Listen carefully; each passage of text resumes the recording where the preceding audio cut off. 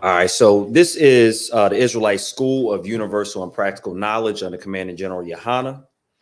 In this school, we have been called to teach the so-called Blacks, so-called Hispanics, and so-called Native American people that we are the lost sheep of the children of Israel.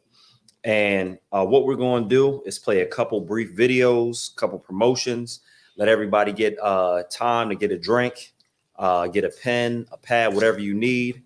A couple minutes, and then we'll get right back into it, and we'll get started with our law class tonight.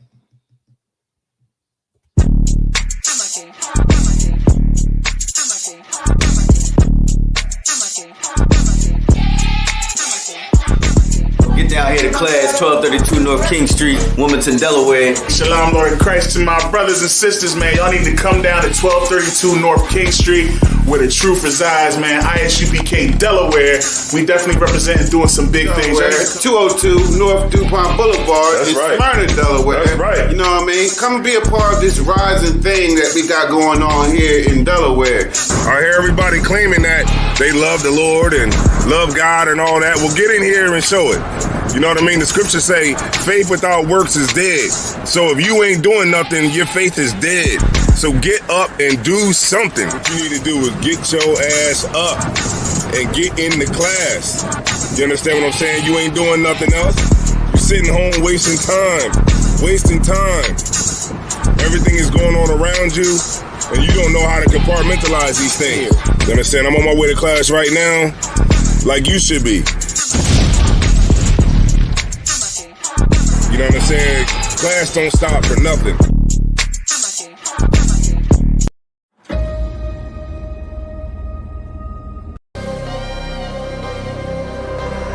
One Westboro.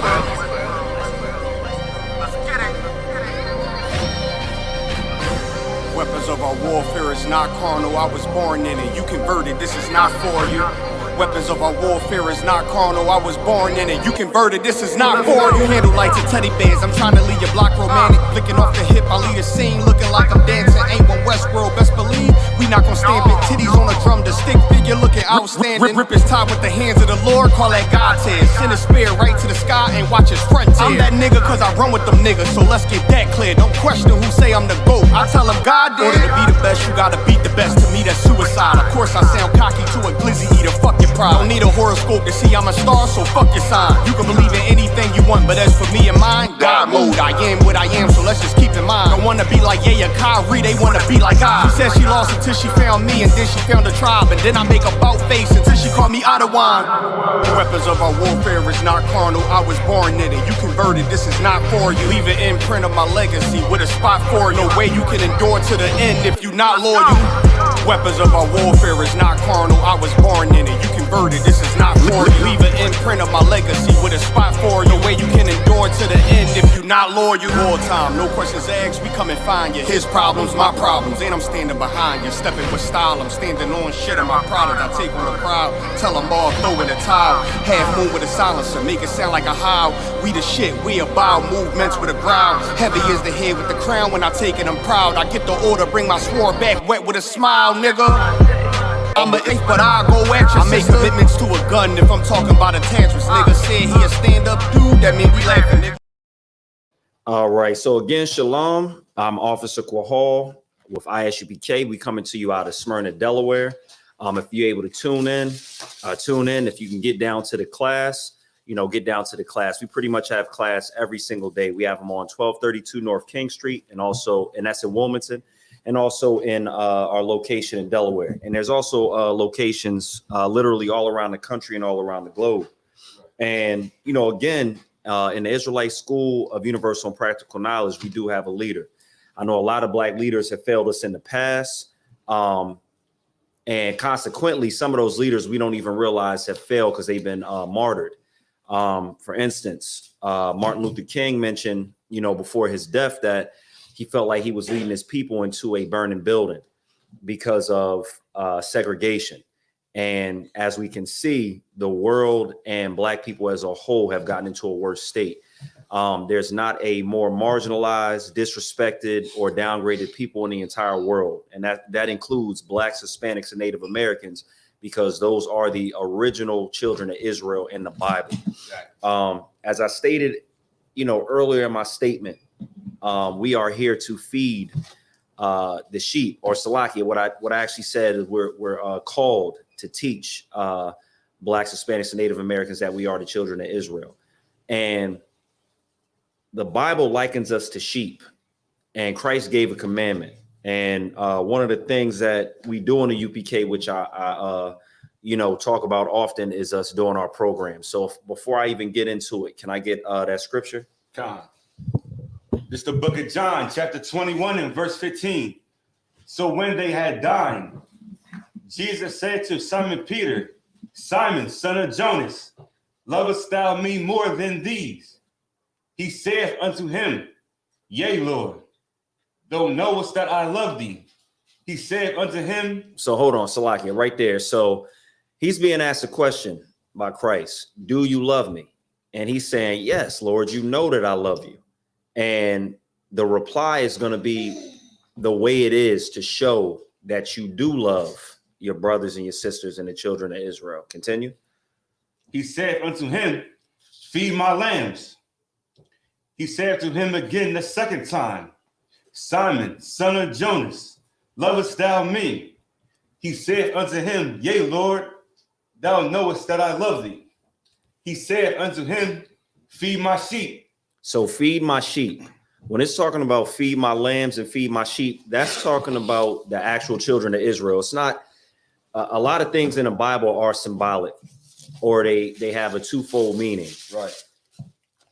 We are like sheep because we need somebody to lead us, whether it be a king, whether it be a commanding general like Commanding General Yohana. We need somebody to lead us. Otherwise, we'll be prey for the likes of snakes, any other type of predator animal you can think of. Will be prey, because if you think about it, everybody on the planet, they know how to stick together outside of Blacks, Hispanics, and Native Americans. We have a lot of people who think they're so-called, they think they're revolutionaries. Exactly. They think they're these people that can, do these things and get the people going and this, that, and the fourth, and they'll talk a good game. But then what happens? We still separated. We still messed up. We still on drugs. We'll mess around and decide, you know what? I'm going to sell drugs because my family needs to eat. But we're losing the fact that what about the other people's family that we're selling drugs to? That breaks them up. So our family's good, but then John around the corner, his family not good, because we done sold his mom crack. His father is selling the crack that we giving him. He's going to jail. His mom's thrown out on crack.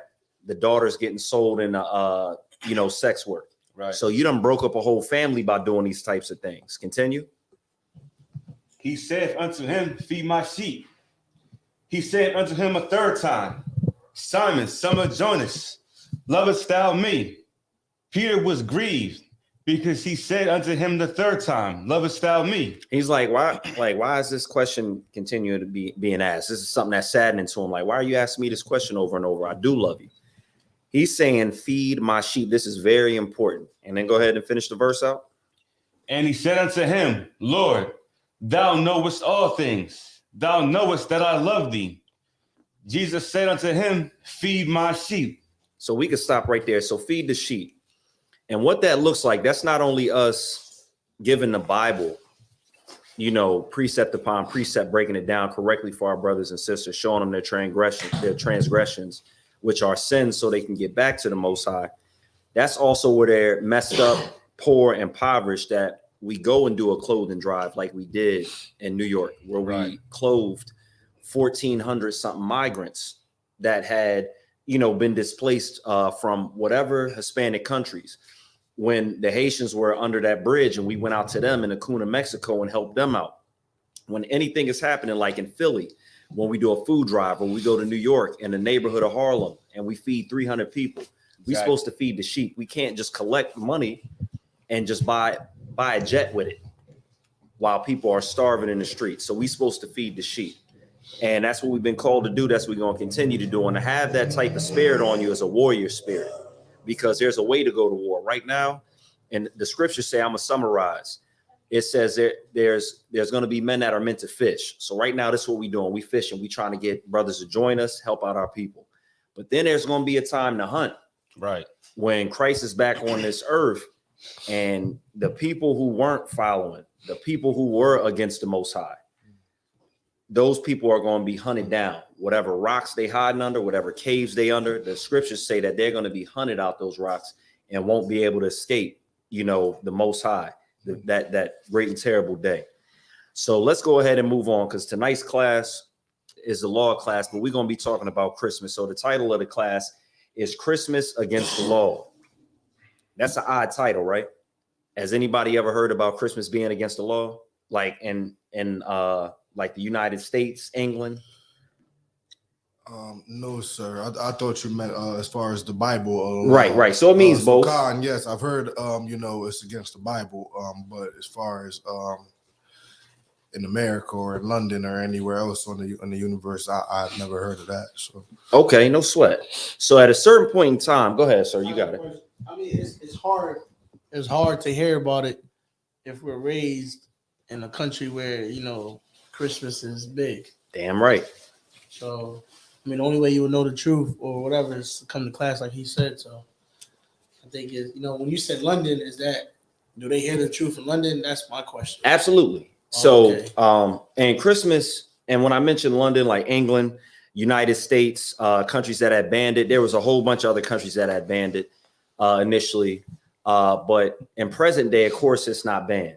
But right now, we do have brothers that have schools over in England, and we're, you know, spreading the same message that we're spreading over here to them to kind of, you know, try to revive what a black man should be for his family and for his nation, to get them out of what they're doing now. Because right now, nothing else is working for us. Like, yeah, like individuals, we'll see people that have like, you know, great amount of money, like a great amount of money. Like you'll see Kanye, you'll see Jay-Z. But then we go, you familiar with this area, right? Yes, like sir. Dover area? Yes, sir. We go to Simon Circle. Brothers don't have that type of money. Brothers don't have that type of brotherhood where something small won't result in somebody getting shot. You go to Manchester, something so small as, you know, a disagreement online, something where somebody's like, you know, for lack of a better term, clout chasing and end up in somebody being shot. That's what we've been reduced to where our egos will result in somebody never seeing their family again and being under the earth. But what we're going to do in here is we're going to bring people out of that, whether that be here, whether that be England, whether that be in Puerto Rico, and then teach them other things. Because that's what I just described was a brotherhood. So if you have a disagreement with something somebody said, the Bible tells you to go to him and him alone. Try to piece it up. If it doesn't work, you go before council. Council decides who's right, almost like a court of law. And then they decide the verdict, who's right in the situation, and whatever happens, happens. But as far as Christmas is concerned, yes, at one point in time, it was banned in certain countries. We'll get into more why it was banned, but I'll touch on a couple quick topics. Number one, Christmas brought in a lot of pagan ideologies from like Greek and Roman customs. Like, I don't know if you ever heard of Saturnalia. So it was a practice and a custom where they worship like winter solstice. They took practices from other gods like Nimrod, and they would have big outlandish orgies. They would have drunkenness in the street. There would be all types of stuff going on, and it would get so out of hand. Countries, including the United States, during the 1700s had to ban it. But in the Bible, Christmas has always been banned because Christmas has been a holiday that was celebrated under a different name even before the birth of Christ. So before there was ever a Christmas tree in my house, your house, before Christ was born, you had, you know, Edomites putting these things up and worshiping a whole different God. So we're going to touch on that today. Let me go ahead and get to it. So if we can go to Job 14:4, because some people might say, well, none of that matters. This is the way that I'm going to worship God, because, you know, I can do what I want. I can take this, you know, piece of pork, or I could take this holiday that used to belong to something else, and I could say, no, I'm doing this for the glory of God. But let's get some scriptures and precepts on why you can't do that. So this would be Job 14:4. It's the book of Job, chapter 14 and verse 4. Who can bring a clean thing out of an unclean? Not one. So nobody can actually do that. So nobody can take something that is unclean and make it clean. So for instance, in the Bible, it specifically says pork is unclean. You can't take pork and make it clean. You can wash it as much as you want. You can get every single parasitic worm out of it that you want. You can cook it to the desired temperature to make sure it's not raw. But the Lord, our God, said it is unclean. In Job, he's letting us know that an unclean thing cannot be made clean. Go ahead. Salakia, where we at? That will be Job 14:4. So Salakia, can I get that one more time? Book of Job, chapter 14 and verse 4. Who can bring a clean thing out of an unclean? Not one. So not one can actually do that. So let me see. So let's go to 2 Corinthians 6:17 to get a precept on that. So there's countless examples of what will be unclean to us. A lot of people wouldn't even be able to identify with or understand that we're actually Israelites. So they would say, no, we're Africans, right? That's what we were told. But what country from Africa? Because Africa is not an actual country. It's a continent that's bigger than all of North and South America. So there are so many different tribes, so many different countries within Africa. Which country will we go to? I just saw this joke that this devil was doing where he was like, we're apologizing to black people by taking them back to Africa. You know, we were wrong for stealing you guys in the first place. We're going to take you back to Africa. Where back in Africa would we go to? I'm gonna get that. Let me see. I might have that in the let me see. Do we have that Zondervan Bible Dictionary in here? I got one. Okay. If you can get after we read that, if you can get Ham for me, because a lot of people would say, well, what do you mean we're not from Africa? We're not Africans. Of course, the continent of Africa has a slew of other countries that wouldn't be considered actual Africans, because an African, he descends from the line of what's called Ham. We'll get to that in a second. Let's just read 2 Corinthians first. This is 2 Corinthians chapter 6 and verse 17. Wherefore, come out from among them and be ye separate. So when it says come out from among them, that's talking about the other nations. So when it says holy, the word holy, if you look it up, it actually means to be separated. So when it says thou art an holy people in the Bible, it's saying thou art a separate people. It's kind of like if you would separate like varsity from JV. Like if you, let's just take a small example like that. You got your JV players, you got your varsity players. Let's say those JV players are never going to be good enough for the varsity team. You're going to separate them during that game, right?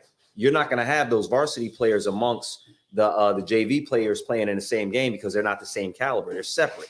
So when the Bible says holy, it means separate. We're a different class of people. The Bible says that the Israelites are the greatest people on earth. Exactly. So even if one would think that Blacks, Hispanics, and Native Americans are not the children of Israel, just know that the children of Israel are said to be in the Bible as the greatest people on earth, and they are to be separate, which we know that is us. That's talking about us. Salaki, can you read that from the top? Con. 2 Corinthians chapter 6 and verse 17. Mind you, this is in the New Testament. So some might say that believe in the Bible, but believe that everything was changed when Christ came. They might say, well, no, that's the Old Testament.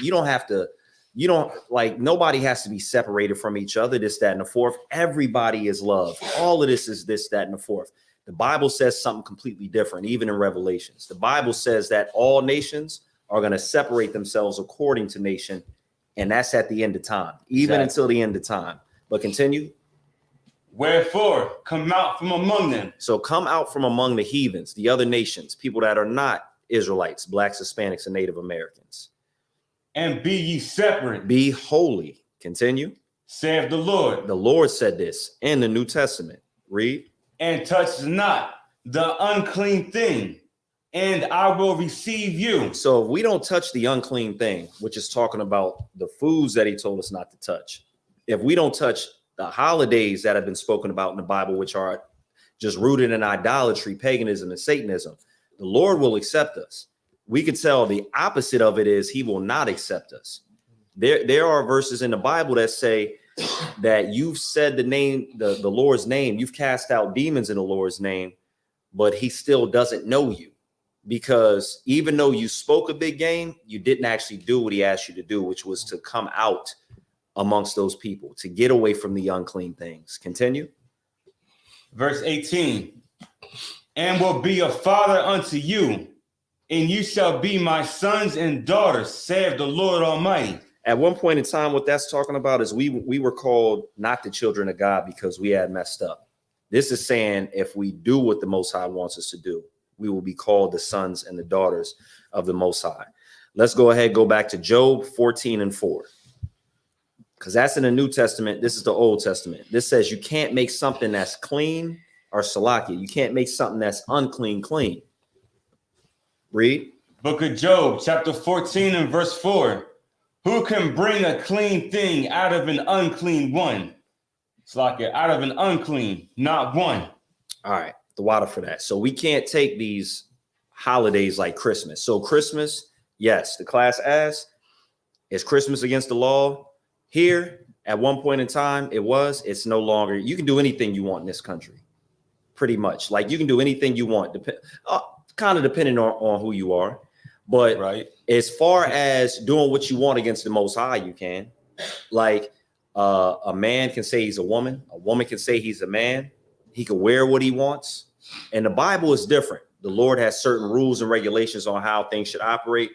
The world speaks against that and says, no, we love God. God loves us. We're going to do what we want to do. I don't know how that operates in a household where there's a father that has rules and you say, no, I love you. I'm doing what I want to do, Dad. That don't work in my household. You feel me? Would that work in yours? No. Exactly. So we have to stop trying to play God for some chump that we can just say we love and do nothing that he wants us to do.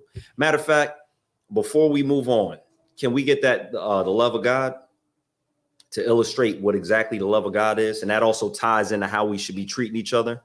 And that also ties back into, feeding the sheep. When Christ was saying, if you love me, you'll feed my sheep. Because when you love your brothers and sisters, you'll follow the laws, the statutes, and the commandments. When you love God, you'll follow the law, statutes, and commandments. We got proof in the Bible. This is 1 John chapter 5 and verse 2.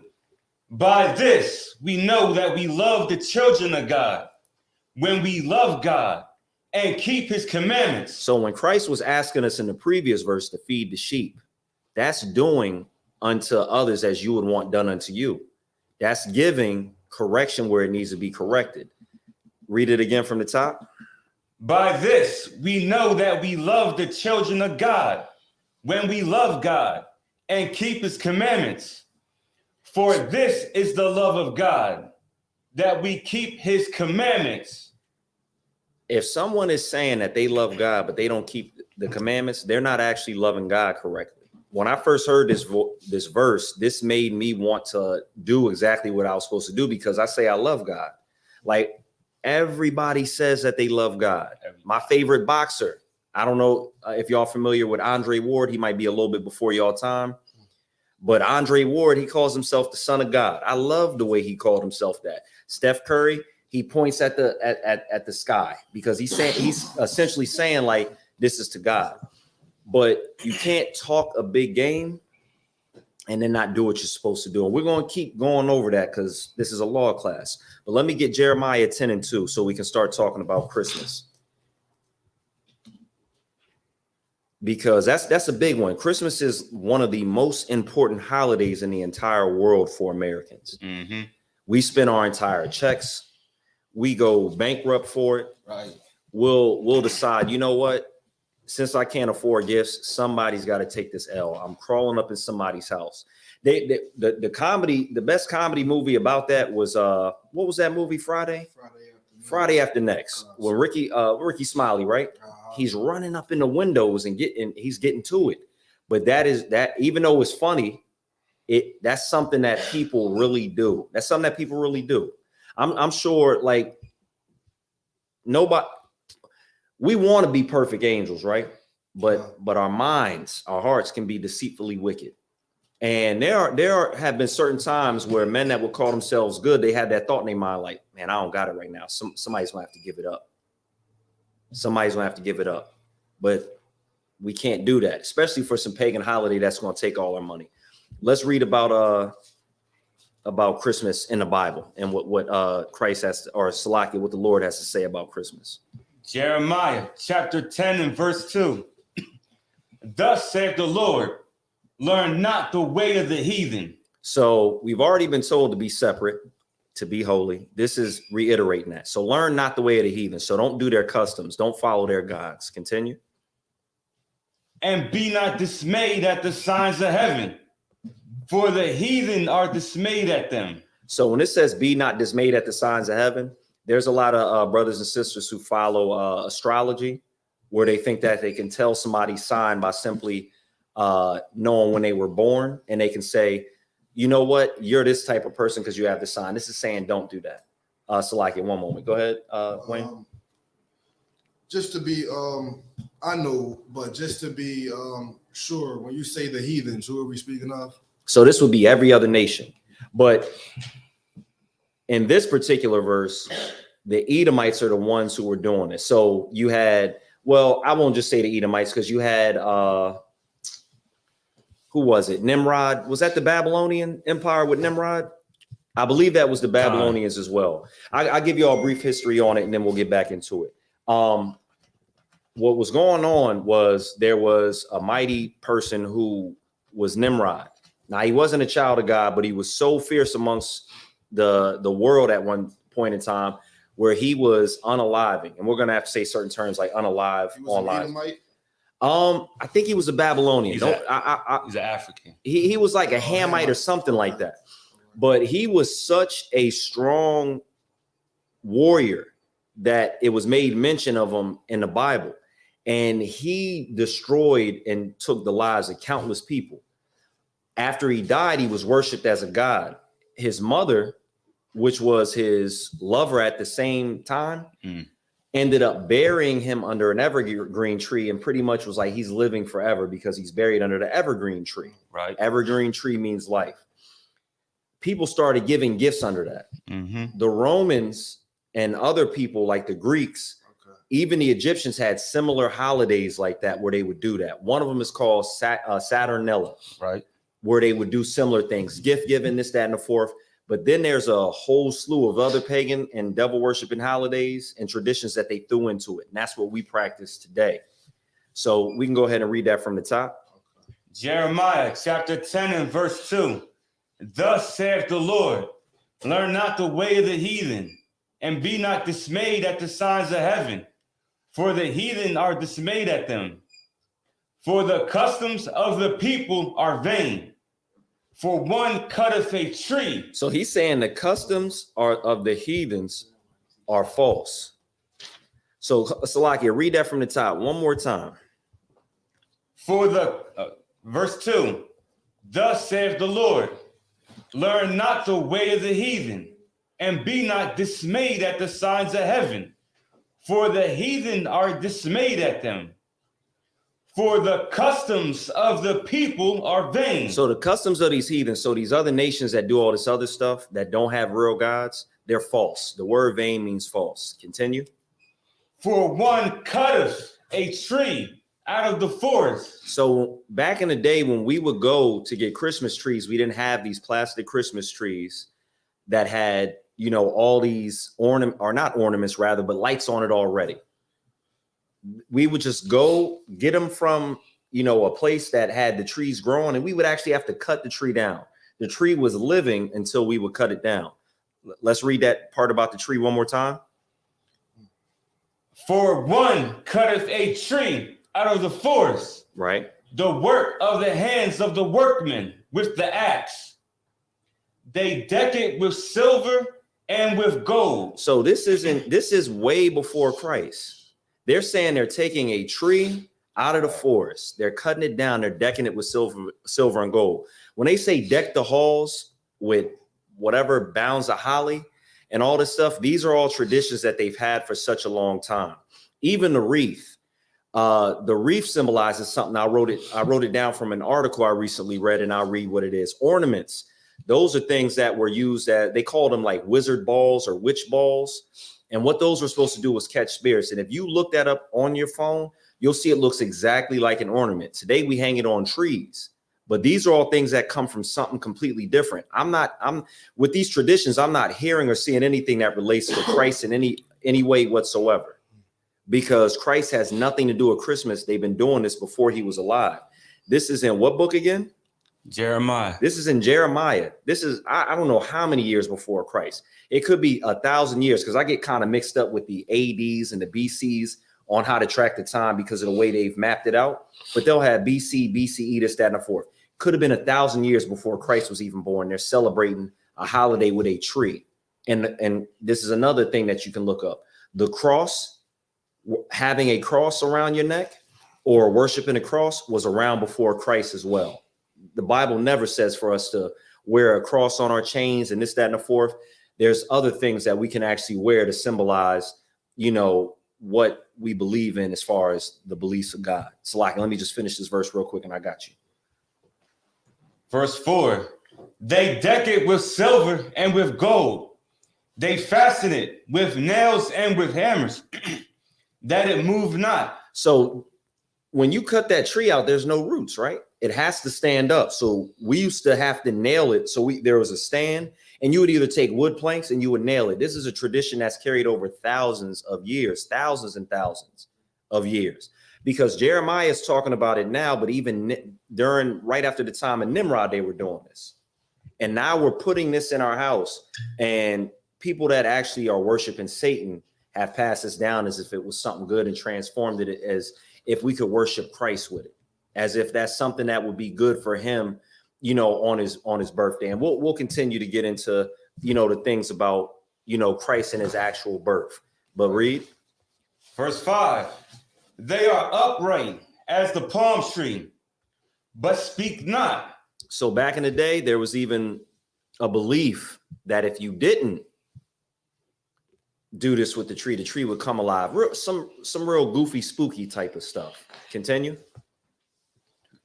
Slocky. No sweat. They must needs be born. They need to be carried. That's an old English word for being carried. They need to be lifted up. The tree can't move without you moving it. Because they cannot go. Be not afraid of them, for they cannot do evil. Neither also is it in them to do good. So at this point in time, what Jeremiah was telling the people was, don't do this custom. I know that you've heard these things about this. I know that you've learned this from the people around us. We're supposed to be holy. We're supposed to be doing something different. We can't do that. Job 14:4 says, who can bring a clean thing out of an unclean thing? Not one. So that's an unclean thing to do. We already read about the New Testament in 2 Corinthians saying pretty much the same thing. When these priests and prophets from the New Testament and some in the Old are getting their information and they're saying, as it is written, they're getting it from the men before them. They're building up on something. They're not just making it up as they go. This is the inspired word of God. Some men did get it firsthand from God and the angels, but the other men are reading in this book from the Old and some parts of the New Testament, and they're able to reiterate it for the people and say, as it is written. Right. So when Paul was in Corinth, and he's speaking to the Corinthians, which are actually the Israelites that were dwelling at that time, he's telling them the same thing pretty much Job was telling them in Job 14:4. Salaki, I'm going to see if I can read a little bit from that article about the wreath and those types of practices, because we don't want to be the type of people to say one thing and do another.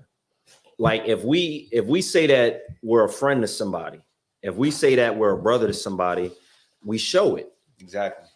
If something's happening to Ka'ash, it's happening to me. So if it's 100 men that's about to fall on Ka'ash and do him dirty, I'm gonna have to take the same fate. Pause, not do you dirty like that. Salakia. If they about to whoop up on Ka'ash, I gotta take the same fate. I'm jumping in with my brother because he's family to me now. Exactly. We got the same beliefs. We got the same, warrior spirit. I got his back. I'm starting to see that in Wayne too. So I got your back too. Fab, I pray that, if you hear, something in here and it resonates with your spirit, maybe you can come in here, and learn this and maybe lift brothers out of the, the hoods, the ghettos, the barrios and the reservations, because they really would need a brother like you to do that. But Salaki, if I could, I'm gonna go ahead and get to what that means with the reef. And I did mention what was that called? Witch balls, which are like those ornaments. And at one point in time, you could look it up. So some of the stuff is going to be kind of hard for you to look up, but if you could find books that were written before the 1900s, you'll start to see certain things, because during a certain period of time, they sacrificed children. Right. During the days of Nimrod, during the Christmas time. It was called something completely different, but they would sacrifice children. And the Israelites talk about that in the Bible and tell us not to do that. And it's terrible to have to actually tell your own people, yo, don't sacrifice your children unto devils, unto other gods. And we think, why would we do that? But we spiritually, we kind of do that now with what we do. When we let our children join the LGBTQ, and we let them, chop off their members and change their sexual orientation, we're sacrificing them to devils when we do things like that. Go ahead. Has Christmas always fell on the same day, even in the Bible, or has the day like changed? So December 25th is just synonymous with different gods' birthdays. So the Romans, I think it was the Romans, it was Sol Invictus, the unconquered sun. They're saying he was born on December 25th. They're saying Nimrod was born on December 25th. But the celebration and what they would do for those holidays would be spread about 7 to 8 days with those pagans. The Romans would do Saturnalia, I think, for 7 days. And it would be from like the 17th on. So about to the 24th or 25th, depending on how it fell. So it would be around the same time with certain things, but other things would be for a time span of a week. And that was, but around this December time is when Christmas or the celebration of what they're doing. Celebration of what they're doing. Because I don't know. They're getting it. Yeah, they're getting it in. They called it Christmas back. No, they called it Saturnalia. That's one of the names that I pulled out and stuck to teaching, because I don't want to say too many names during it. Right. Saturnalia, but there's other different names that they called it. All right. But it's the same sort of type of celebration. So if you hear people talking about they celebrated winter solstice, right, that would be the same thing as well, because they believed that the sun had power. That's why you have the Romans talking about the unconquered sun. Everything would die except for the evergreen tree. That's why that's a big tree during this holiday, because the evergreen tree doesn't die during the winter. So Nimrod was buried under it. They gave the tree gifts. The tree during winter, up until winter solstice, when the sun would come out, would stay alive. They worship these things. And you can see that they're dismayed at the signs of heaven, because during winter solstice, the sun is starting to be the shortest day. So they're worshiping this and trying to pray to a sun that can't speak back to them, and they're being dismayed by this and the signs of heaven with the stars and astrology and all this.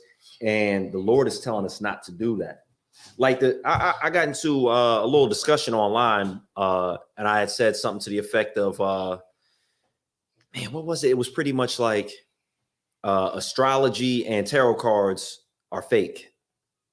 And there was brothers and sisters who took offense to that, because they believe that they can take a tarot card and they can decide their fate. But that's just the same thing as a false god. There's nothing about that can stop a bullet. There's nothing about that can tell you your future. That's a vain practice. Salaki, I'm gonna read that thing about the reef in one moment. All right, so this comes from an article that I read. You guys can look it up. It says Romans decorated their houses and outsides of buildings with wreaths and tree branches. They were often made from holly. So we do that now. We do the holly bush, the wreaths on Christmas. That's something that we do. And we be like, oh, it's just a part of the Christmas spirit. But really, you're just worshiping another god. It says Saturn's sacred plant. So they're saying, so Saturnalia, Saturn's sacred plant. Also the fir in honor of Phanes, Saturn's grandson, and ivy in honor of Ops, Saturn's wife. The green branches symbolize luck, friendship, and life during the chilly winter. So they're worshiping, life and luck. They want to stay alive, because during these months, these heathens, these Edomites, they were in a very cold place. That winter sun. Or excuse me, that winter time was the coldest month. They're dying there. A lot of them are dying during this time. They're burning trees. There's practices that they have where they're even eating people because they're running scarce on food and stuff. And then we start to adopt these holidays. We start to, you know, in the Bible, sacrifice our own children. So I just wanted to point that out about the wreath. So when you see somebody with a wreath, you know, just know where it come from. Now that you know this, I wouldn't hang a wreath in your house because the Lord knows you know about it now because I just told you. Go ahead. That circle thing that Right on your door. I remember my neighbor was like, she was like, "You got a problem with this wreath?" I was like, "Well, I don't really got a set issue with it, but the Lord has an issue with it. That's why I wouldn't put it on my door." She was like, "Well, does it offend you?" I'm like, "No, it doesn't offend me. Like over here, we serve the Lord. Over there, y'all can do what y'all want." All right, let me get back to it. Let me see. So if we could get Isaiah 30:9, because this is what we're going through now. We want to believe. We want to believe in Christ and God the way that we were taught, and we can't continue to do that. We believe in it the way that the pastor said. Oh, no matter how you come to Christ, this is what's going to happen. You're going to make it to heaven as long as you believe him. No matter how you do this, that, and the fourth. But the scriptures say something completely different. All right, yeah, let's get Isaiah 3:9, and I believe we'll read down to verse 11. 30:9, it's like it. 30:9. This is the book of Isaiah, chapter 30 and verse 9. That this is a rebellious people, lying children that will not hear the law of the Lord. So we don't want to hear things like, yo, do not celebrate Christmas. We don't want to hear things like, yo, don't eat the fat back. Don't eat, pig feet. Don't eat chitlins. We don't want to hear any of that. We don't want to hear from the Lord. We don't want to hear the law. Continue. Verse 10, which say to the seers, see not, and to the prophets, prophesy not unto us right things. Don't tell us the right thing to do. We don't want to hear that.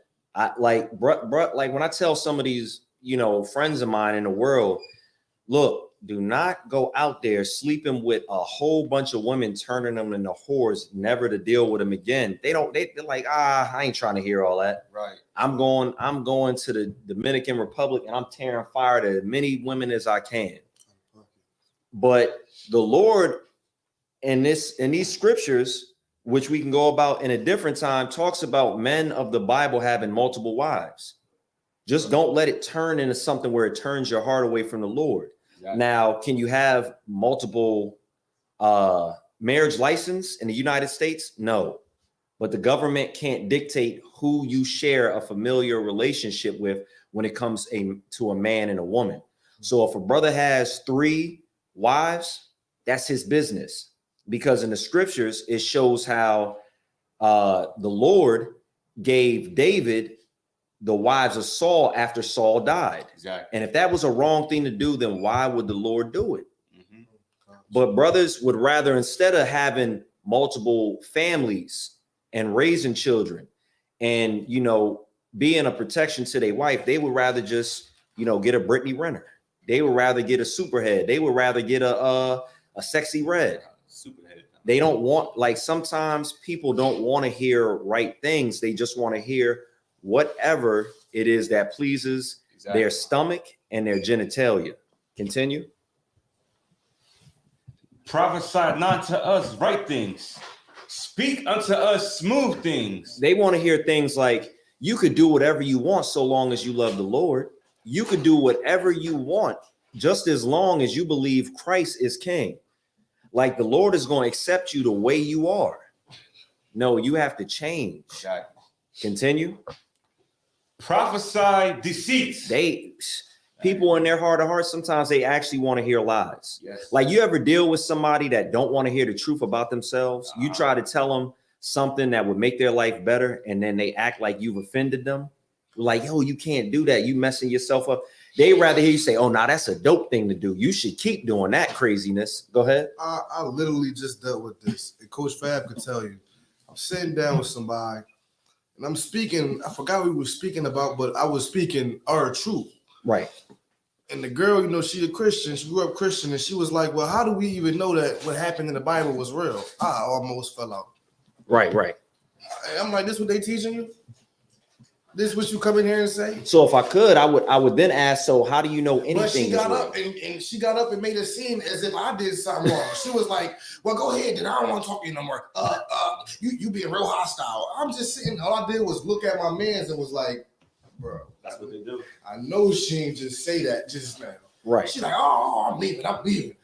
I'm like, wow. But You- nah, I just dealt with that. It's funny that you Right. say that. And you so just brought funny. up a heavy point, because people will say that they have a relationship with God, but how? Just because you imagine one?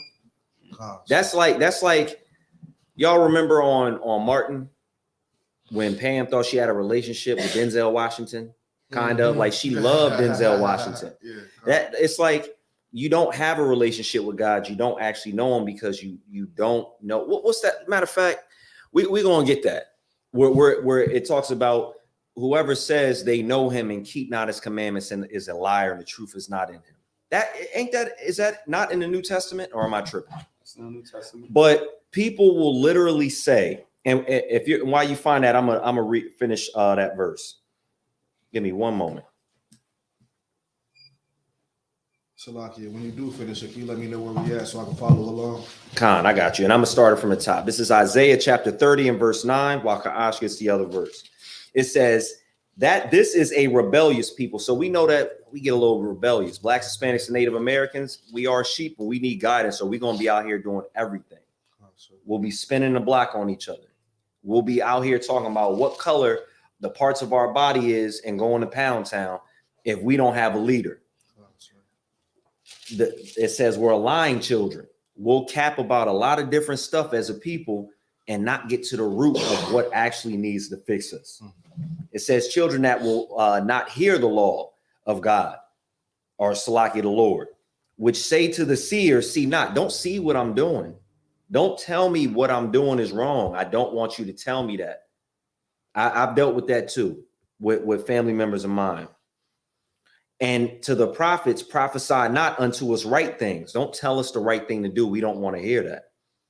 Speak unto us smooth things. Prophesy deceits. They would rather hear lies instead of the truth.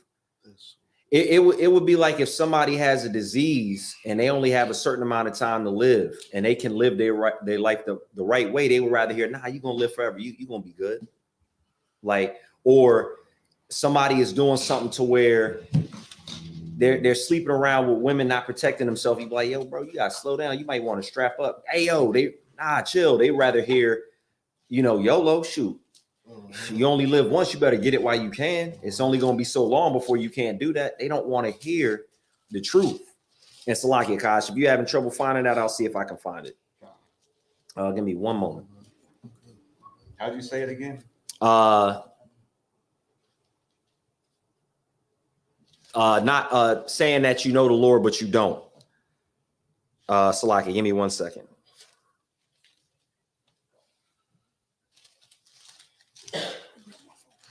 It is in 1 John 2 and 4. I knew it. No sweat.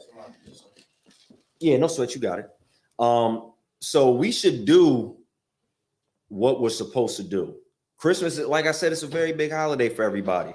It's the most fun time of the year, for a lot of different people, to the point where they'll have Christmas in July. But for me, it's nothing now. Every single part of joy that I had in celebrating that holiday, I can do celebrating the Lord's holidays. And we're going to break that down as well, because you can see things like this. This is what the Bible talks about actually doing. This right here. Some people call it a menorah. I believe in the Hebrew it's called menorah. This was described in the Bible, even in the New Testament with Christ. They told Moses was told exactly how to build it. This has 1, 2, 3, 4, 5, 6, 7, not 8, like a lot of other people will have, these other fake Jewish people. This is the real deal right here as far as the amount of candlesticks that it's supposed to have. And it was representation of the 7 churches. That is something around this time during winter that we should be dealing with, not a Christmas tree. This right here that we see, the shield of David that you can see on my jacket. This is not a star of David, it's a shield. The D in the Hebrew, the Da that we would call a D, is shaped like a triangle. David's name in the Hebrew is Dawadah.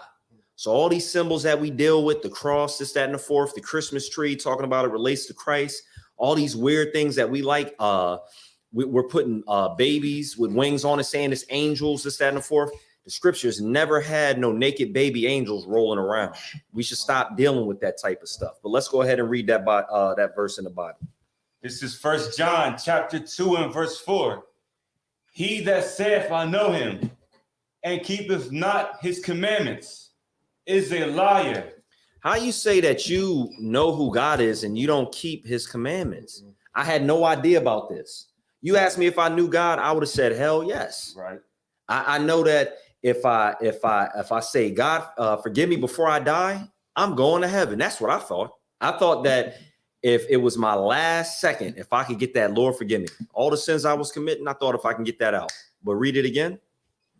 He that saith, I know him, and keepeth not his commandments, is a liar, and the truth is not in him. Let's get Matthew 7, 21 and 23. Salakia, so what was that one? I'm writing my precepts. Oh, no sweat. That was 1 John 2 and 4. So if you want to know God, keep his commandments. If you want to love God, keep his commandments. You start to know who God is through reading the Bible, but you begin to understand what you should do and really know who he is by keeping his commandments. And you'll know that by reading the Bible precept upon precept. Will you know and understand all of the Lord's ways? No, you won't. But you'll know him, and you won't be denied in front of Christ when it's judgment time. He won't say, I don't know you. Flee from me, thou who worketh in iniquity. Right. All right. So if I can get that in Matthew 7 and 21. And this is all in the New Testament. So for those who are new to hearing certain of these scriptures, ask your pastor and the preacher, why was I told that the law was done away with and I didn't really have to follow the commandments? Like, yeah, I'm not going to kill, I'm not going to steal, I'm going to love God in my heart. But why is it saying if I love him, I'm going to keep his commandments, and if I know him, I'm going to keep his commandments? That's a good question. Because it's talking about all of the commandments. Exactly. It's talking about his laws, and we can keep all his laws. When and the part of the Bible when it says we're no longer under the law but under grace, that's talking about the punishments of the law. I got you 1 second. Because there was something that was called the Levitical priesthood. And these Levites, if you broke certain laws, would come to your house and they would unalive you. Absolutely. They would put you in the middle of everybody and they would throw stones until you were no longer breathing. Mm-hmm. We're no longer under that punishment. We're no longer under that part of the law. We're under grace, which is a grace period. It means we have time to get it together the right way. We can get it together before Christ comes back. And World War III is on the rise. We can get it together. Right. But we have to follow these laws, statutes, and commandments. We have to show God that we know who he is, and we have to know who he is by loving him, and that's following those commandments. Go ahead, Wayne. Real quick. Christianity and Muslims and everything like that, those are religions. Correct? Right. What we Hebrew Israelite isn't a religion. Right. So if I could, I got you. If I Yes. could. So even though people call us Hebrew Israelites, we would just be Israelites. Right. That is a term that we sometimes goes interchangeably. Hebrew is just the language that we speak. Israelites is our actual nation. Right. Like you have Chinese people, we're Israelites. We Right. wouldn't actually be a crayon color. Also, you said is what our religion? Salakia? I was saying, so being as though we're Hebrew Israelites or just Israelites, Right. we're a nation. That's not a religion. My second part of my question would Right. be Christianity and all of that. That's not, if I wouldn't be saying I'm a different nation to a Christian, correct? Because she could be an Israelite, what she is. or Right. Yeah. whoever Christianity is a religion. Yeah, that's Israelite. not a nation. Yeah. Israelite is an actual nation of people. Right. So Okay. Israelite people, they just follow other religions. Okay, Like so- just like Israelite, just when you hear Israelite, just know that is a black person, a Hispanic person, or a Native American person. We're all one nation. We're just from different tribes. All right. And there's a class that I'm gonna break down later in the future and it's going to be about the different things in archaeology that let us know that we're Israelites. Because a lot of the things that we say are not unfounded. It's and that's that when I used to hear these things from people, like this is some of the books that I'll go ahead and read to find out certain things that you would never know, certain truths you could find out. Especially this one right here. This is a book right here that you can find out certain truths, and there will be certain unbiased opinions. Now, some stuff you might have to take it with a grain of salt, but some stuff actually, cosigns the Bible, which the Bible doesn't need it to cosign. But yeah, religion is not a nation. Is not a nation. So Muslims, matter of fact, I could break it down for you even further. Muslims, that's the Arabs' religion. Christianity, that is the Edomites' religion, or the colonizers' religion.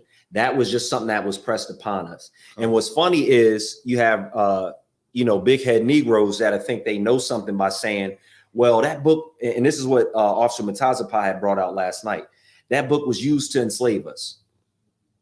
Okay. What if a toaster was used to just use it the right way? Like what they used is not bad. What they did to us was bad. And they gave us a slave Bible anyway. They took out almost everything from the Old Testament and just showed like anything about the Old Testament, they pretty much took out. The Bible was written before the transatlantic slave trade.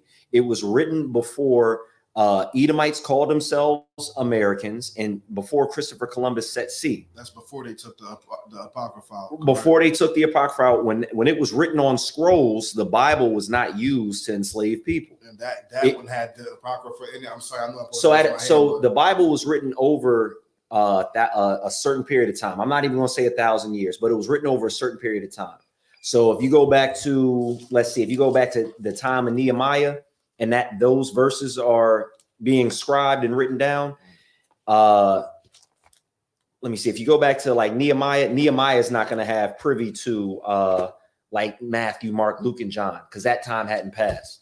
But there's going to be certain things. You had a question? No. Oh, but the Bible was written over a certain period of time. But the way King James had those scholars translate the Bible, it had the Apocrypha in it. And then there was like countless other Bibles that had the Apocrypha in it. Protestants came and took certain things out. I'll read a verse from it that would make you know why they took it out. But Salakia, the verse that we were going to, if we could. Matthew chapter 7 and verse 21. Not everyone that saith unto me, Lord, Lord, shall enter into the kingdom of heaven. So there's people that say they know God, but they don't follow his commandments. And they say Jesus's name 1,000 times. They'll say it while having a seizure in church and praise dancing and sweating and passing out. Continue. But he that doeth the will of my Father, which is in heaven. Many will say to me in that day, Lord, Lord, have we not prophesied in thy name? Have we not said Jesus is going to get you a brand new car? Have we not said Jesus is going to bless you if you give me $1,000 right now? Right. Have we not said this, that, and the fourth on Jesus' name? Continue. And in thy name have cast out devils. Didn't you see Benny Hinn flipping a shawl around and making people pass out, knocking out a whole crowd of people, doing a helicopter? North Carolina. Didn't you see Benny Hinn doing that? Right. He did that. He was saying Jesus' name. Continue. And in thy name done many wonderful works. And then will I profess unto them, I never knew you. Christ is just like his Father. Exactly. He's going to say, I never knew you. Depart from me, ye that work iniquity. Just because you talk a big game does not actually mean that you are going to have success in getting into the kingdom of heaven and not getting turned away. You can literally do what you need to do and get there, or you cannot. You can literally talk about how you're going to do your homework or you could do it and then get a good grade.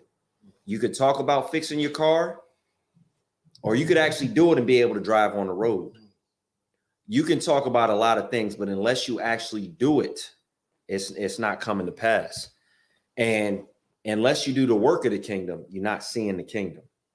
All right, let's go back. Let me see. 1 second.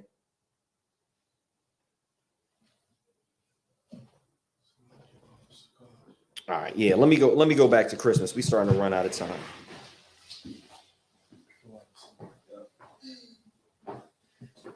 All right, so one of the things that I was mentioning earlier, and the Christmas tree is a very big symbol, and it brings back a lot of childhood memories for us, but it's not a symbol that's rooted in Christ.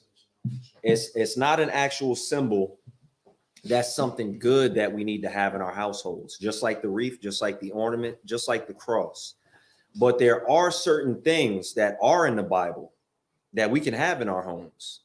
There are certain things in the Bible that we can, reverence with some sense of dignity and respect, and know that the Lord, does not have a problem with it, because on earth as it is in heaven, right. Because this existed in heaven before it did on earth. So that verse is not, when it says, on earth as it is in heaven, that's just not a figure of speech, because the kingdom of heaven is going to be run down here like it is up there. Because if you go to Revelations, it's saying the kingdom of heaven is going to be on earth. This is something that was given in I believe a vision to Moses, and we're going to read about it and know why it's on the table, because every single thing that we do is according to scripture. We're not going to make up something of our own. We're not going to be out here, fooling the people and having them following some, vain practice that the Lord doesn't want us following, and just making stuff up by the seat of our pants. So if we can get Exodus 25 and 31, and we'll read through that.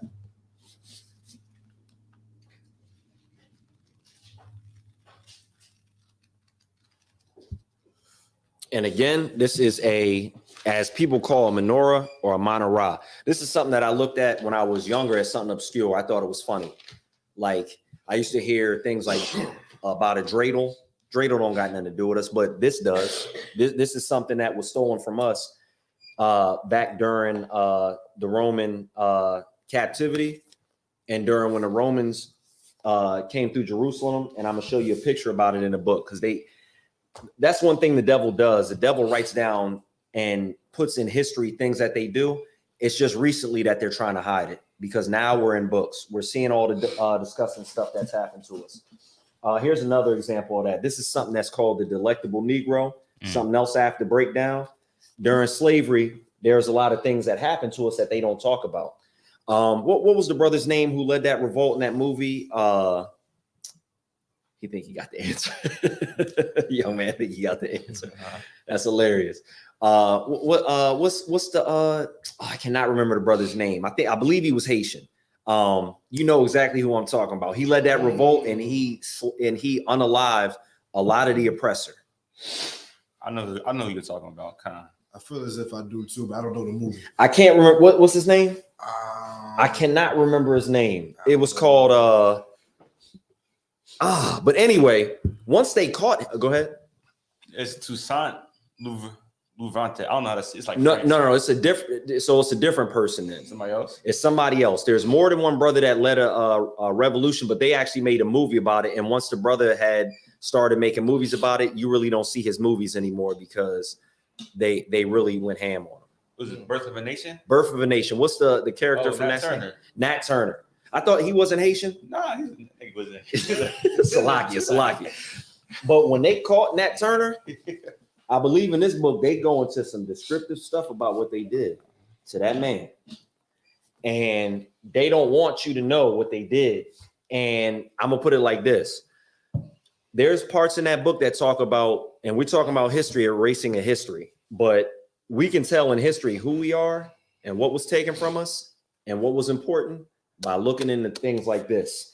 Even though the Bible tells us, if you're not as spiritual as some brothers are, You can look into secular history and see what's going on, and the Bible has been telling us for years. But they were eating black people. Right. They were like this book talks about the things that they were doing. They weren't only, sexually assaulting us, but they were eating us. And they made Nat Turner eat his own genitalia. Whoa, for real. And then said that he wanted to do it. That's crazy. Absolutely. But let's read about this this menorah before I go too much off topic. This is the book of Exodus, chapter 25 and verse 31. And thou shalt make a candlestick of pure gold, and beaten work shall the candlestick be made. His shaft and his branches, his bowls, his knops, and his flowers shall be of the same. So they're describing this kind of like a tree. And I've already told you what it's about, so we don't even have to build up to it. They're saying it's like the flowers, the bowls, the knobs, the branches. This is almost like a tree that's coming out. It's almost like a tree. Continue. And 6 branches shall come out of the sides of it. 1, 2, 3, 4, 5, 6. 3 branches of the candlestick out of the one side, and 3 branches of the candlestick out of the other side. 3 bowls made like unto almonds, with a knot and a flower in one branch, and 3 bowls made like almonds in the other branch, with a knot and a flower. So in the 6 branches that come out of the candlestick. So if I could, so this is the candlestick right here, and it has 3 branches on one side, 3 branches on the other. That's a menorah. Let's go ahead, or menorah. Let's go ahead and move over to, if I could, Revelations 1 and 13, because that's the Old Testament. That's back in Exodus. And for time's sake, I'm not going to go and go into exactly how they fashioned it, whatever they did to get it the way it was supposed to be. But it looks something like this, but it was in pure gold. It was no other. He said pure gold, no other metal. Continue. You said Revelations 1 and 13. Revelation chapter 1 and verse 13. And in the midst of the 7 candlesticks, one like unto the Son of Man. So this is talking about in the midst of the candlestick. So he sees a menorah. John the Revelator. I'll just call him John. John is seeing in a vision in the midst of the 7 candlesticks. So it's even being talked about then. Continue. Clothed with a garment down to the foot, and gird about the paps with the golden girdle. His head and his hairs. That's Tawab right there. I just wanted to go into that. And let me see if I could do one thing. Let me see. If I can find, let me see.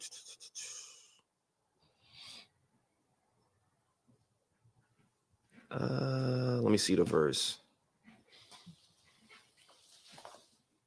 All right, so this was just talking about the tabernacle, the first verse that we read. Now I want to go to another verse, and we'll begin to wrap it up, because don't celebrate Christmas. Don't put a Christmas tree in your house. You can put this in your house. This is something that we had. Right. And this, I'm going to read. There's a small little part about it, and I'll flash it for the camera. And you'll see it in the book is shaped like this. This is called the Encyclopedia of the Ancient Roman Empire. And Jerusalem, the Israelites, were looted and defeated by the Romans. This says the looting of Jerusalem. After the capture of the city, Roman troops plundered the riches of the Second Temple and exhibited them in the triumphal procession that took place in Rome. In this detail, the relief of the Ark of Titus, the most important symbol of the subjugated people, is clearly seen. The menorah, or 7-branch candelabrum. So let me show you what they actually stole from us. If I can put it up to the camera. Is that clear to be seen? Time. So you can see it literally looks like the one that we have on the table, and look how large it was. This is one that was in the Second Temple. So it's possible that it could have been a one that was just fashioned after the original. Who knows if it was the original based off the history that I've read, but this is something that they stole from us. And it's okay for us to take back our culture. Let me let me read something for y'all that the Most High had to say about this in Joel. Let me see. Because this was important to us. Let me see. Joel.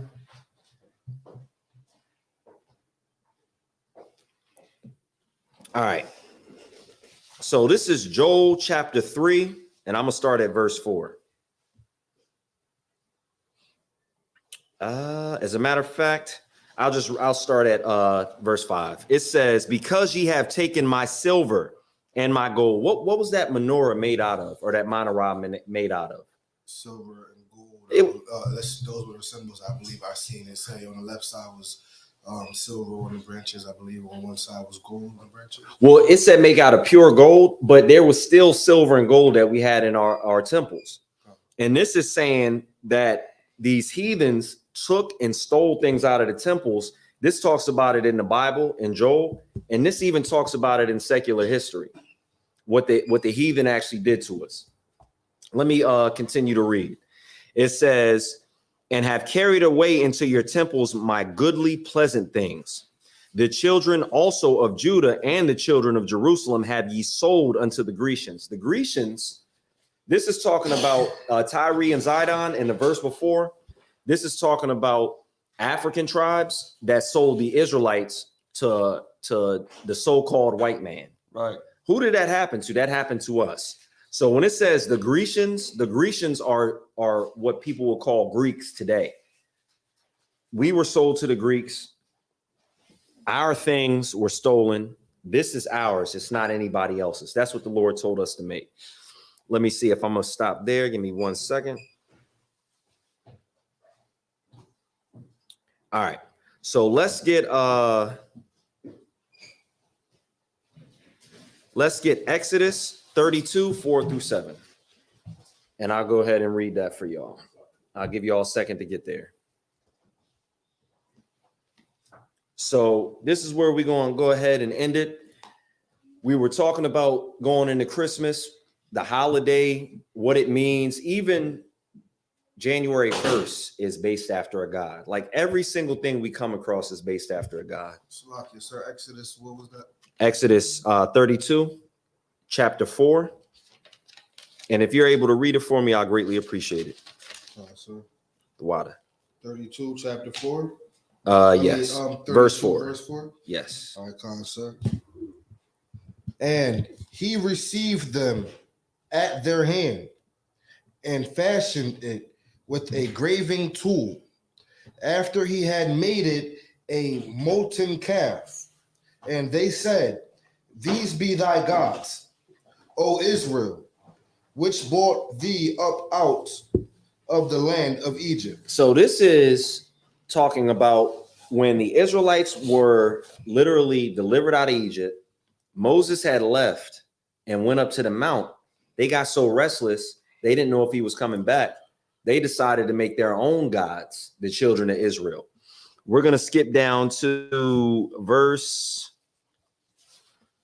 6. Exodus 32, verse 6.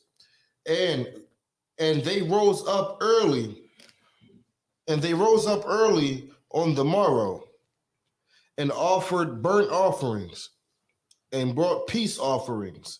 And the people sat down to eat and to drink, and rose up to play. So they rose up to play. Remember that verse. This is something Ka'ash had brought out last week on Wednesday. Rose to play. Because people will try to say, oh, this is not something we got to worry about. They're pretty much having a feast to other gods. Yep. Saturnalia is a feast to another god. It's to Nimrod. That's what it is. We eat, we rise to play, we do gift giving, just like they did.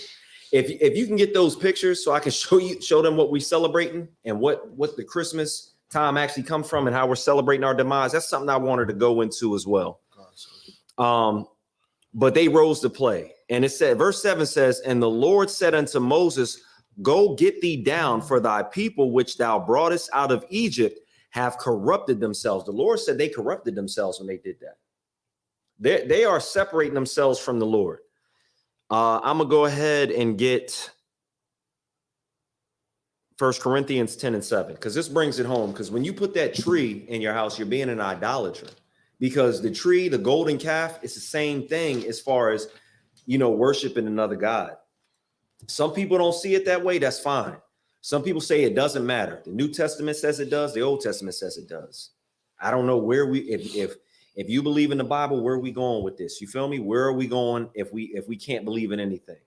So the picture that you see on the screen is the version of Santa Claus before it was introduced into the United States. This is something in other European countries that they had. His name was Santa Claus. And Santa Claus did not have elves, he had slaves. He didn't have a sleigh, he had a steamboat. So what does that remind you of? That reminds you of the transatlantic slave trade. Right. The transatlantic slave trade started in 1492. When you're celebrating Christmas, not only are you giving reverence to another god, but you're also celebrating your demise. That's what you're also doing. You're celebrating your demise, because I'm going to read in a book that talks about what happened with the suppressor after they got us to go into slavery. And they knew they were going to be able to put us in slavery after a stronghold fell that was with black people. Can we get one more picture? Time. And I'm going to go ahead and read this. And then we'll get to that verse that talks about and rose to play. It bothers me. I'm sorry, Salakia. Sorry if I'm allowed. Oh, no sweat. Go ahead, sir. It bothers me that all of these figures of even the Easter Bunny just be he got the fur of an Edomite. All of these figures. Yeah, that's funny. Just Edomites. Can you see him? Can you see Santa Claus with all his slaves? So the United States actually changed this practice. His name was Santa Claus, not Santa Claus, over in I forgot, it's like Sweden. And black people over there still got to go through this, because the Edomites over there, they walk through the street in blackface, and it pisses black people off over there. This man used to come across in a steamboat and throw candy for the kids, do all this stuff, and have Zwarte Piet, which was a slave. And then they would say, well, it's not racist. He's not black. He came down the chimney, and that's why his face has soot on it. And then they would say, well, why don't his clothes have soot? Because it's rooted in slavery. That's what it is. So this is a book called The Borgias. And you're going to see why they celebrate like this. This gives a little bit of intel on why they celebrate with us going into slavery, and how it relates to their Christmas traditions. Because there wasn't a time, this doesn't come from something that was like back in the Babylonian times during Nimrod. This doesn't come, with the Romans, but they added this. A lot of stuff we see is added. The Christmas tree was there before. Santa Claus is something new. They said, let's give Santa Claus, instead of a slave ship, let's give him a sleigh, and let's give him elves instead of slaves. So this book is called The Borgias. Caesar Borgia is the person who you guys know the picture of Christ is about. He had an ancestry relationship with his sister. He was also a murderer.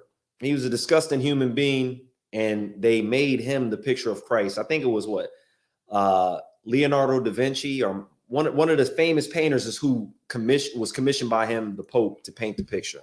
So when you see the figure of Christ that's white, that's this family is who that comes from. All right, so this is the Borgias, page 82. It says, then in the first 6 months of 1492, so Christopher Columbus set sail. The transatlantic slave trade is about to start, because they come in and they're crushing everything. It says there was a sudden fitful blaze of lights illuminating the almost universal darkness. This is kind of speaking about all this, like all the greatness that came into defeating us, because not only did Christopher Columbus go to the Americas, but he also went to Portugal, Spain, and France, because there were black people over there ruling. You can look it up. It's called the Moors. We ruled for 1,000 years. We were visiting the Native Americans because those were our brothers, and they've even found Moors coins. This isn't something in a storybook. You can actually look it up. It says on January 2nd Granada, the last stronghold of the Moors. It's telling you that this was the stronghold of the Moors, black people. In Spain, fell to the army of the Catholic kings. So they fell. So you see how he looks like the Pope, Santa Claus? Right. This is giving reverence to the Pope because the Pope commissioned this. This is like giving reverence to the Pope. Santa Claus is pretty much a representation of the Pope who defeated black people in 1492. It says, Ferdinand and Isabella, the good news conceded with the Roman carnival, and Romans put all their pagan vitality into rejoicing. So when there's a Roman, let me see, is there any more? So when it's talking about all their pagan vitality, when it's talking about paganism, it's talking about what they actually celebrate. So they celebrate the Christmas tree. They celebrate wreaths. They celebrate ornaments, witch balls. They celebrate Christmas, Saturnalia. And this is what they added. We ended up as slaves. They ended up as the rulers of the world. We shouldn't celebrate that. Santa Claus is a slave driver in a sense. And there's a lot of different things that we don't know what it means. It's almost like if somebody did something like killed somebody in a neighborhood because it was their quote unquote op, made a holiday about it and partied, and then the person that was unalive, now their grandchildren are celebrating it because they don't know the meaning of what actually happened. They don't know their great grandfather was murdered, and now they're celebrating it. And they're even holding up symbols that mean that exact thing. They don't know about it. We didn't know this. This is something that none of us knew. We're starting to find out. All right, let me see if I got anything else before we wrap up. Yeah, I did want to go to 1 Corinthians 10 and 18. Let me see. Because in Exodus, that speaks about rising up to play. 1 Corinthians speaks about that as well. So I'll go ahead and read that. So this is in Dawada. So 1 Corinthians 10, 18 and 20. Come on, sir. Ready? 1 Corinthians chapter 10, verse 18. Behold, Israel, after the flesh. So when it's talking about after the flesh, that's talking about after the world. Yeah, no, after us. Like, behold, Israel after the flesh, like us, The like people of Israel. Yes, exactly. Continue. Sometimes, sorry, Salakia. How come? So of the flesh. Oh, this says after the flesh, not of the flesh. Well, after the flesh, like what the flesh actually is. Because sometimes when you hear of the flesh, they're talking about of the world. Right. But in this sense, behold Israel after the flesh. You know, Paul would be saying, behold after the world. The real children of Israel. Yeah, he's talking about us. Israel by birth. Israel by genetics. Right. Okay, understood, sir. Behold, Israel after the flesh. Are not they which eat of the sacrifices, partakers of the altar. So if you are going to eat after those sacrifices, if you're going to celebrate in Christmas, if you are going to, put up that Christmas tree, are you not a partaker of that? Are you not actually celebrating that other God? Continue. What say I then? That the idol is anything, or that which is offered in sacrifice to idols is anything. Like, is it actually anything? Is it actually anything real? Like, no, but you're still a partaker in serving another God, even though it's not real, even though it's not something that is actually a power. It's still something that we shouldn't be doing because it is a false God. Continue. Awesome. But I say that the things which the Gentiles sacrifice, they sacrifice to devils. So in certain cases, Gentiles is talking about Israelites. In this case, it's talking about heathens. Nimrod, when they were sacrificing and celebrating him, they were sacrificing children. And then we started doing that too, but continue. And not to God.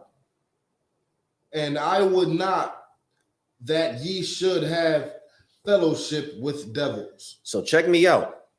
We read how we did that in Egypt, or excuse me, after we came out of Egypt and rose up to play. Was that the verse that I wanted? Let me see. Salaki,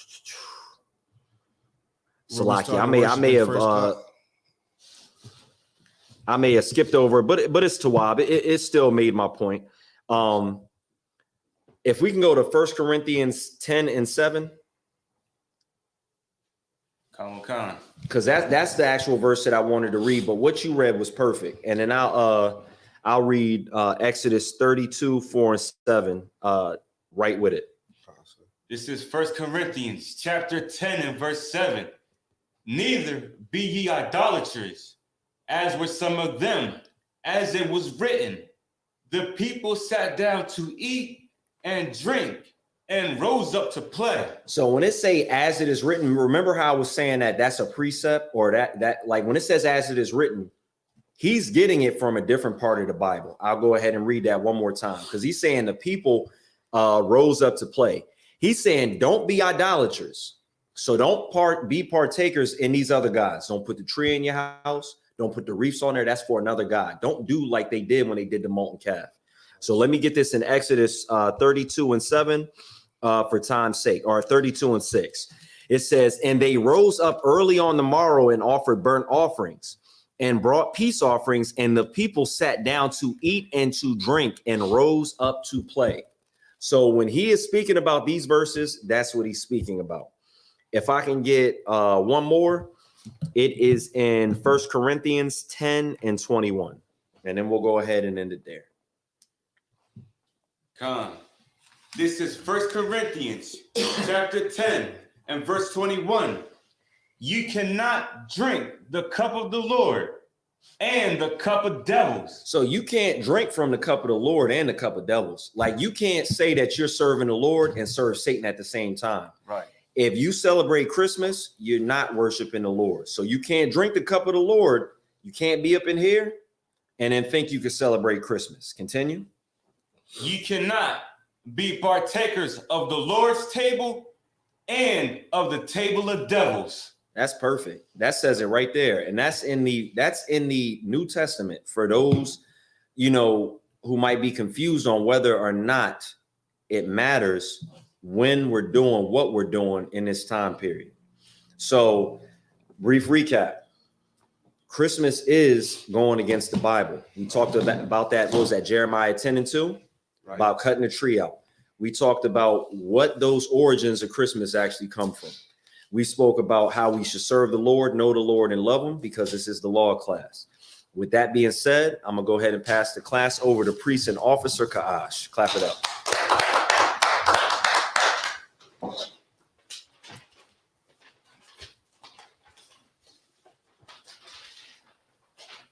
All right. This is the ISUPK security announcements. The rules for new brother and sisters. When a new brother or sister comes into the school, they are off limits for 6 months. They are to be saluted only. They are here to learn and set themselves of the world. If they need transportation, the teacher will arrange it. After 6 months, if a brother or sister has an interest in a particular person, they are to seek counsel from the heads. Tithe, which is a commandment. Malachi 3, 8 through 10, and Numbers 18 to 21. It means Ma'ashra means a tenth in Hebrew. 10% of every penny of any increase the Lord gives you. Priest fund is a free will offering for the priest, not mandatory. Whatever amount you would like to give. The upcoming holy convocations, which is the Feast of Purim,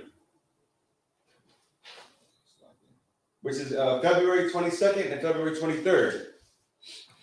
If any brother wants to be a trooper in the school, he can start wearing black boots, pants, shirt, headband, and scarf.